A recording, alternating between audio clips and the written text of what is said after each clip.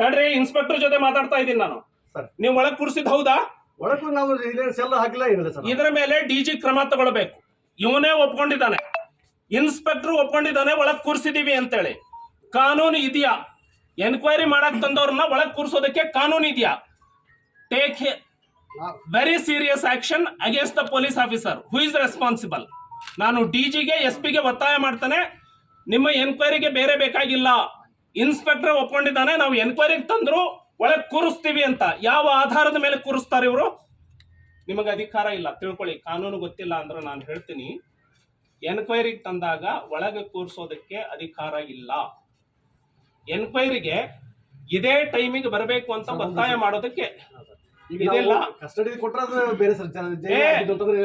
Cell ಹಾಕಿದ್ರೆ ಬೇರೆ sir. ಕುಂದ್ರಬಹುದು sir, ನಾವಲ್ಲಿ ಒಳಗಡೆ ಕೂತ್ಕೋಬಹುದು.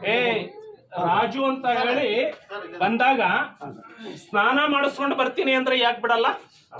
ಮನೆಯವ್ರಿಗೆ ಬರಲಿ ಅಂತ ಬಿಟ್ಟಿದ್ರು. ಎನ್ಕ್ವೈರಿಗೆ ಬಿಡಬೇಕು ಅಂದ್ರೆ ನಿಮ್ ಕಸ್ಟಡಿಯಲ್ಲಿ ಇದ್ದ ಎನ್ಕ್ವೈರಿಗೆ ಬಿಡಕ್ ಮುಂಚೆ ತಡಿಯಪ್ಪ ಅಂದ್ರೆ ರವಿಚಂದ್ರ ಕಳಿಸ್ಕೊಡ್ಲಿಕ್ಕೆ ಅಂದ್ರೆ ನಿಮ್ ಕಸ್ಟಡಿ ತಗೊಂಡ್ರಿ ಅಂತನಾ? ಆಯ್ತು, ಕರ್ಕೊಂಡ್ ಬಂದಿದೀವಿ. ಇದೇ ಪ್ಲೀಡ್ ಗಿಲ್ಟಿ. ಕರ್ಕೊಂಡ್ ಬಂದಿವಿ ಸರ್. ಈ ರೀತಿ ಮಾಡಿದ್ದು ಸರ್. ತಡಿಯೋ, ಕುಡಿದು ಗಲಾಟೆ ಮಾಡಿದ್ರು. Plead guilty ಇವ್ರದೇ.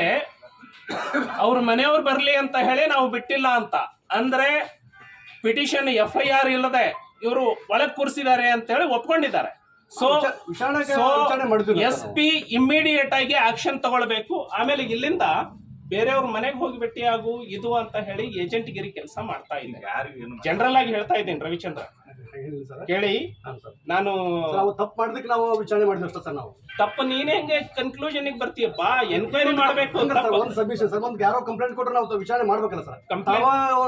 ಕಂಪ್ಲೇಂಟ್ ಕೊಟ್ಟು ಕೂಡ ನಾವು ವಿಚಾರ ಮಾಡ್ಬೇಕಾಗುತ್ತೆ. ಅದೇ ವಿಚಾರಣೆ ಮಾಡೋದಕ್ಕೆ ನಿಯಮ ಇದೆಯೋ ಇಲ್ಲೋ?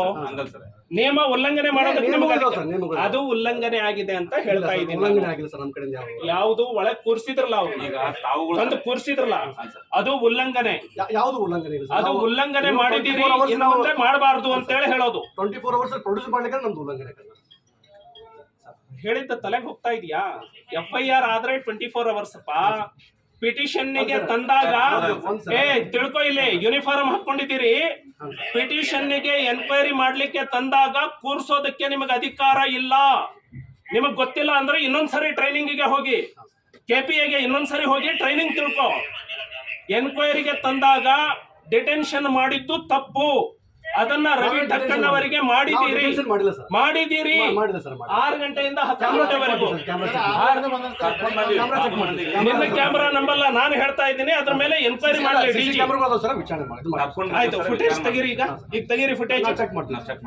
ಈಗ ತೆಗೀರಿ ಫುಟೇಜು. ನೀವು ಜನತೆಯ ಪರವಾಗಿ ಕೆಲಸ ಮಾಡಬೇಕು ಅಷ್ಟೇ ನಾನು ಹೇಳೋದು. ಏಜೆಂಟ್ ಆಗಿ ಕೆಲಸ ಮಾಡಬಾರ್ದು. ಈ ರಾಜ್ಯ ಅನ್ನಕ್ಕೆ